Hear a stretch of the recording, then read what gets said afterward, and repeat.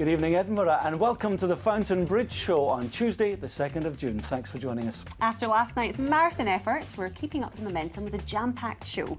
Here's a look at what's coming up. We meet the campaigners planning a statue for Wojtek the bear in Princess Street Gardens. We're at Dalry Primary School, where pupils have been getting bagpipe lessons.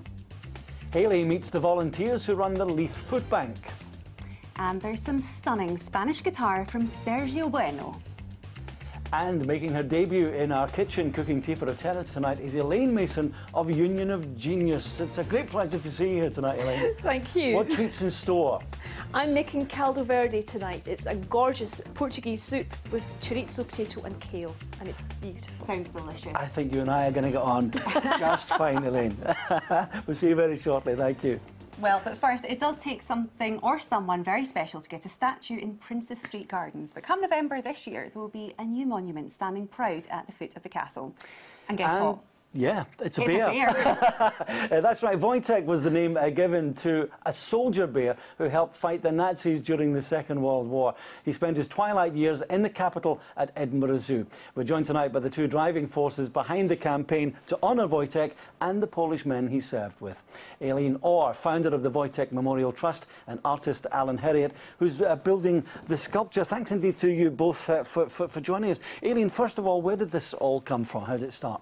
Well, I was brought up with a story all my life. My grandfather was in the King's Own Scottish Borderers. He was across in the Middle East. He was tasked with the job of making sure that the Poles who came out of the gulags in Siberia were fit, battle fit, ironically, after 2 years being imprisoned, to take them to Europe to end the war. So these Poles who came down from Iran, they actually picked up a bear cub. And that bear cub grew and grew and grew. So the stories of Wojtek came from my grandfather. It was only later in life, when I got married, I found out that where the man who owned the farm that actually held the bear when it was in Scotland was that man, my husband. Now, he is known as the bear that went to war, isn't he? Tell me about some of his adventures. Well, he was quite a character. One of the great stories is that he loved when the washing was out, for instance, you know, and when the ladies made up lovely underwear from parachute silk, that was even more attractive to a bear. So what he did was he brought it all down, and the women all chased him after that, you know, because they had no underwear left. But he liked to drink. He liked a bottle of beer. Because, as we all do. Yes, absolutely. Sensibly, of course. We think that Alan actually is Wojtek. but the truth about him is he did actually think he was a human being.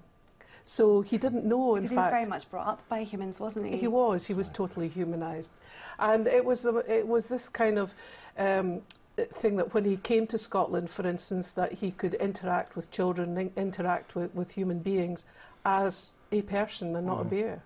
Alan, it's obviously an important thing. We've had the stories become quite legendary. It's a big, big story, an important story, important enough to have a statue. Would you like to put that down, incidentally? No, I'm fine. Are you sure? Not too heavy. No, it's not heavy at all. So what does it mean to you to get involved in this whole project? Oh, it's a fabulous project for any sculptor to be able to be involved in something like this. For me, it's really it's very important, in fact, to let the public, general public, know just what a role the Poles had during the Second World War. On Victory in Europe Day in London, the Poles weren't invited to that particular ceremony, which was outrageous given the fact that they had actually fought and served with the Allies throughout the Second World War. After all, it was a Polish flag that was raised above the ruins of Monte Cassino. And for them not to be honoured in that way was really a slap in the face. Sure. And I think in some ways I would hope that this monument goes some way to rectifying that injustice. You know? Now, despite obviously the beer guzzling and the drinking and war, it is very much a sort of Disney-esque story. We hear that Hollywood might be interested. Can you perhaps tell us about that? Yes, but it's actually a darker story, and I wouldn't want it to be glorified in a way that would be funny. It's a serious story of deprivation, and you know, these Poles, many couldn't go home. But Brendan Foley, actually originally from Belfast, rang me one night from Hollywood. And if he didn't have a Belfast accent, I wouldn't have taken him seriously. But he's become a great friend of Alan and I's especially, and we've worked, the three of us, together.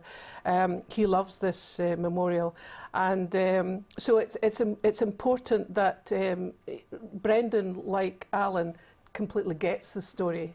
And that's very obvious, you know, working with two very artistic people, you know, that we can all share this. But the film is already scripted, and so Brendan has taken it forward. He flew over last year for a reception.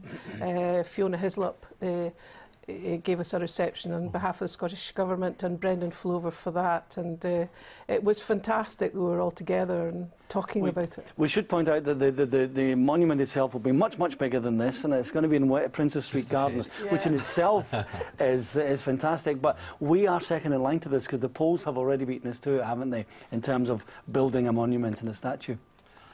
How do you mean? Well, there isn't there a monument to Wojtek already in Poland? Yeah, but it's not as good as this. Oh, no, I'm thinking for a minute that it is. It is different. I tell you why. This is from the people of Scotland. Yeah. This is in recognition, because my grandfather, why would he tell a small child, always remember what the Poles did for you? And why did my grandfather feel so impassioned to tell his child? He never talked about his own war experience. Sure. It was always through the bear. And he felt so strongly that the Poles had been so badly done by that he never voted again. And anybody who came to his door and asked for a vote were told exactly why he wasn't voting. So why would an old soldier do that? Well, obviously he saw things that we didn't see, and he saw that horrific deprivation and of the Poles, and it hurt them terribly. This is very much a present from the people of Scotland. And you know, it's greatly honoured that we have, you know, an all-Scottish kind of contingent doing this. I think what's actually being planned is absolutely fantastic. I think we're actually seeing a picture now of what it will look like. So the whole setting was designed by Morris and Stedman and architects, and it's absolutely beautiful contemporary setting. And behind the statue, there will be a 4-metre wall modelled in bronze high relief, which will tell the story of Wojtek, so that and it will be at a level that children can actually see that quite easily. It won't be way up in the air. It'll be at eye level for the children to see, and so that sets the whole thing off beautifully, I think. You know, and again the Polish granite, which will be used. There's a present from the Polish government as well.